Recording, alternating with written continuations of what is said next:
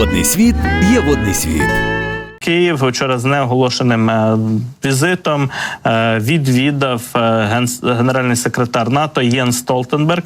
Приїхав вчора до столиці України якраз головний посадовець НАТО, зустрівся з президентом Зеленським, обговорили тривалу і системну підтримку України з боку членів Альянсу оборонну. Ну і відбувся також брифінг, виступ перед журналістами і президента Зеленського, і генерального секретаря НАТО. Отже, як повідомили офіційно з боку Офісу Президента України і з боку Альянсу, йшлося про обговорення відбиття російської агресії, подальшу взаємодію України з НАТО і реальне об'єднання сил. От така цитата із комюніке, яке з'явилося після цієї зустрічі, після візиту Столтенберга.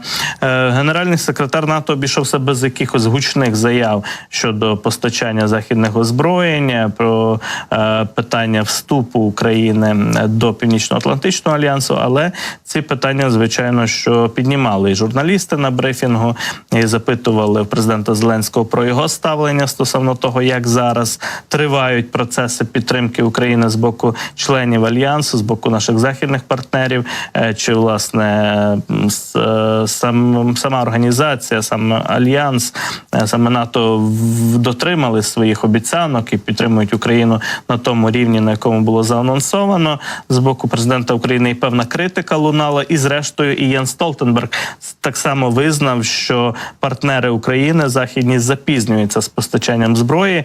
Він заявив дослівно таке: "Я буду дуже чесним із президентом Зеленським і з Верховною Радою, що союзники по НАТО не виконали того, що ми обіцяли протягом останніх місяців. Сполучені Штати витратили 6 місяців на погодження пакету, а європейські союзники не надали боєприпасів, які ми обіцяли. Але тепер я впевнений, що все зміниться". Отже, таку впевненість і такі надії висловив Єнс Столтенберг про те, що зараз зовсім на іншому рівні, в інших темпах ця підтримка України буде розгортатися. Ну, крім того, і звучали якісь думки з боку генсека НАТО стосовно можливого вступу України в НАТО.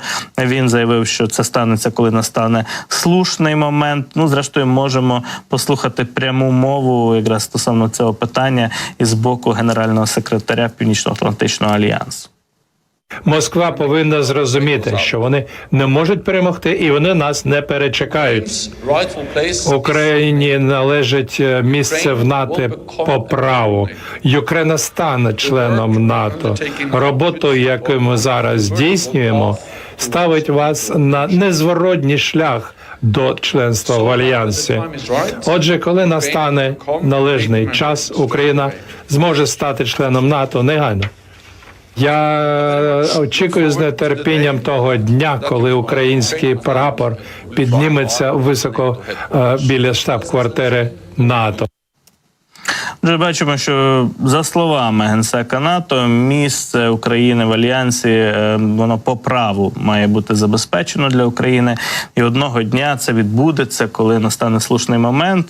Тут ми розуміємо, про які обставини, який момент говорить Столтенберг, поки триває активна фаза війни проти Росії.